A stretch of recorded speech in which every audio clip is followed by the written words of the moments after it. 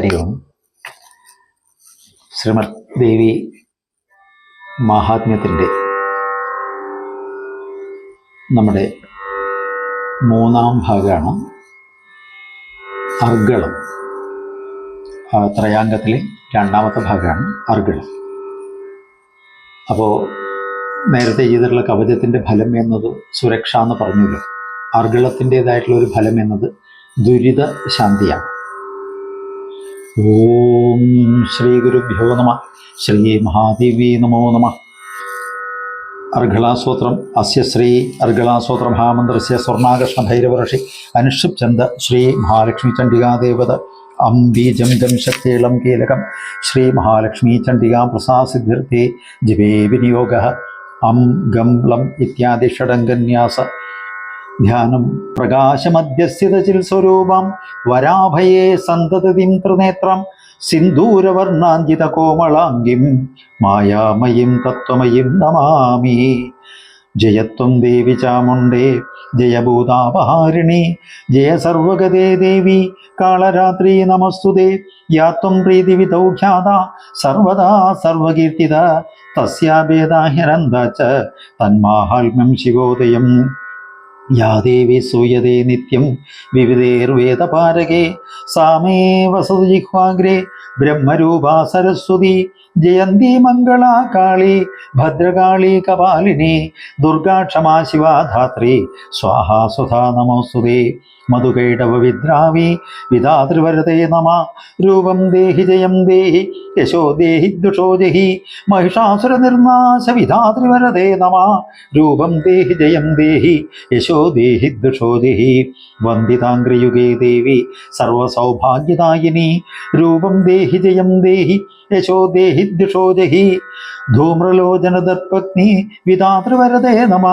രൂപം ദേഹി ജയം ദേഹി യശോ ദേഹി ദുഷോ ജഹി. രക്തബീജവധേ ദേവി ചണ്ഡമുണ്ഡ വിനാശിനി. രൂപം ദേഹി ജയം ദേഹി യശോ ദേഹി ദുഷോ ജഹി. അചിന്ത്യരൂപചരിതേ സർവശത്രുവിനാശിനി. രൂപം ദേഹി ജയം ദേഹി യശോ ദേഹി ദുഷോ ജഹി. നദേഭ്യ സർവദാ ഭക്ത്യാ ചണ്ഡികേ ദുരിതാപഹേ. രൂപം ദേഹി ജയം ദേഹി യശോ ദേഹി ദുഷോ ജഹി. സുവൽഭ്യോ ഭക്തിപൂർവം ത്വാം ചണ്ഡികേ വ്യാധിനാശിനി.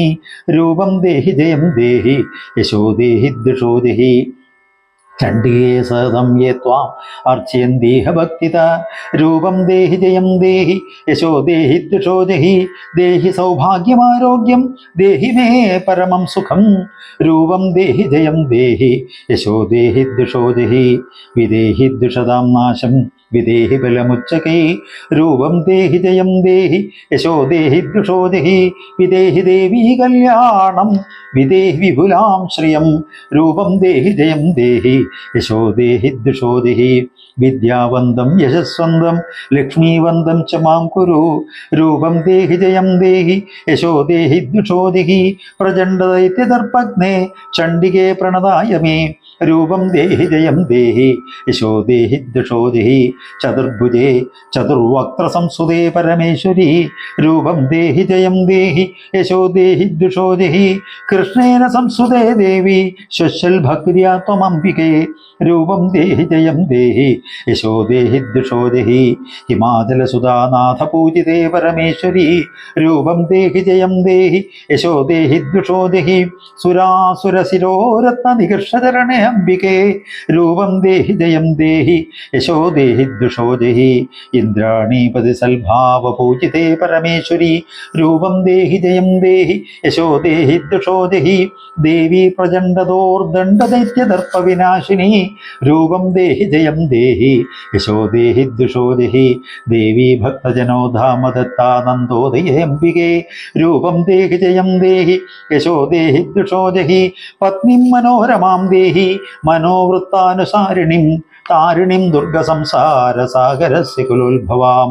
പുത്രാൻ ദേഹി ധനം ദേഹി സർവകാമാം ച ദേഹി മേ. രൂപം ദേഹി ജയം ദേഹി യശോ ദേഹി ദുഷോ ജഹി.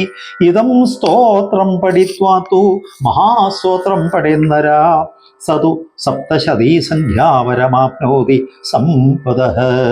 ഇതി അർഗളാസ്തോത്രം. ഓം ശ്രീ മഹാദേവി നമോ നമഃ. ഇതാണ് ത്രയാങ്കത്തിലെ രണ്ടാമത്തെ ഭാഗം. ഇത് പറയുമ്പോൾ സജ്ജനങ്ങളോട് ചെറിയൊരു അനുഭവം ഞാൻ പങ്കുവയ്ക്കുകയാണ്. കുറച്ച് വർഷങ്ങൾക്ക് മുമ്പ് നമ്മുടെ അറിയുന്ന ഒരാൾ, അദ്ദേഹത്തിനൊരു വലിയൊരു വിഷമം ഉണ്ടായി എന്ന് വെച്ച് കഴിഞ്ഞാൽ, അദ്ദേഹത്തിന് എറണാകുളത്ത് കുറച്ച് സ്ഥലം ഉണ്ടായിരുന്നു. വിദേശത്തായിരുന്നു അദ്ദേഹത്തിൻ്റെ പ്രവർത്തനം ഉണ്ടായിരുന്നത്. അപ്പോൾ അദ്ദേഹം പോയി രണ്ടാമത് വരുമ്പോഴത്തേക്ക് ആ സ്ഥലം കാണാനില്ല. അങ്ങനെ ഒരു അവസ്ഥ. സ്ഥലം കാണാനില്ല എന്ന് പറഞ്ഞാൽ ആ സ്ഥലം വേറൊരാൾ, ഒരു അന്യ സമ്പ്രദായത്തിലെ ഒരാൾ എന്താ പറയുക, അതിനെ പിടിച്ചെടുത്ത് അതിലൊരു വീട് വെച്ചു. കേരളത്തിലാണ്, ആലോചിക്കണം. വലിയ വിഷമായി. കേസ് കൊടുത്തു, കേസ് നടക്കുന്നു. അതിലും NRI ആയതുകൊണ്ട് അതിൻ്റെ ചെറിയ എന്തൊക്കെയൊരു ആനുകൂല്യം കിട്ടി. പക്ഷേ അന്യായം ഫയൽ ചെയ്യാന്നാണല്ലോ പറയുക. ന്യായം അപ്പോൾ തന്നെ കുറവ് എന്നല്ലേ നമുക്ക് അങ്ങനെയാണ് ചില ആളുകളുടെയെങ്കിലും അനുഭവത്തിൽ നിന്ന് മനസ്സിലാക്കുന്നത്. അതിനെങ്ങനെ ഉരുട്ടി പോവുകയാണ്. അപ്പോൾ അദ്ദേഹം ഒന്നും ഇങ്ങനെ സങ്കടം പറഞ്ഞു. നമ്മളങ്ങനെ മൂകാംബികയ്ക്ക് പോകാനുള്ള ഒരു ഒരുക്കത്തിലാണ്. അങ്ങനെ അദ്ദേഹവും കൂടി നമ്മുടെ ഒപ്പം വന്നു. അവിടെ ഇരുന്ന് അമ്മയോടൊക്കെ പ്രാർത്ഥിച്ചു. അതിനുശേഷം ഈ മഹാത്മ്യത്തിലെ ഒരു മന്ത്രം അദ്ദേഹത്തിനോട് ഉപാസിക്കാനായിട്ട് ആവശ്യപ്പെട്ടു. ഒരു 21 ദിവസം വ്രതശുദ്ധിയോട് കൂടിയിട്ട് അത് ചെയ്യൂ എന്ന് പറഞ്ഞു. അദ്ദേഹം കൃത്യമായിട്ട് അതനുസരിച്ചു. എന്തായാലും കുറച്ച് ദിവസങ്ങൾ കഴിഞ്ഞപ്പോഴത്തേക്ക് ഈ സ്ഥലം കയ്യേറിയ ആളുകൾക്ക് ഒരു പ്രശ്നം, വയറിന് ഒരു അസുഖം, മാത്രമല്ല മൂത്രമൊഴിക്കുമ്പോഴൊക്കെ രക്തം പോകുന്നൊരവസ്ഥയിൽ ഡോക്ടറെ അടുത്ത് പോയി നോക്കിക്കഴിഞ്ഞാൽ അസുഖം ഉണ്ടാവില്ല. അങ്ങനെ പ്രയാസപ്പെട്ടു. അവസാനം മധ്യസ്ഥം സംസാരിച്ച് വന്നിട്ട്